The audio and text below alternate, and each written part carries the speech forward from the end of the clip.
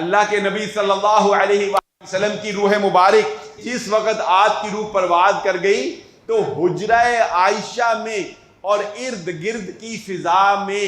اتنی خوبصورت خوشبو پھیل گئی کہ آج تک ہم نے صحابہ نے کبھی ویسی خوشبو نہیں سونگھی تھی۔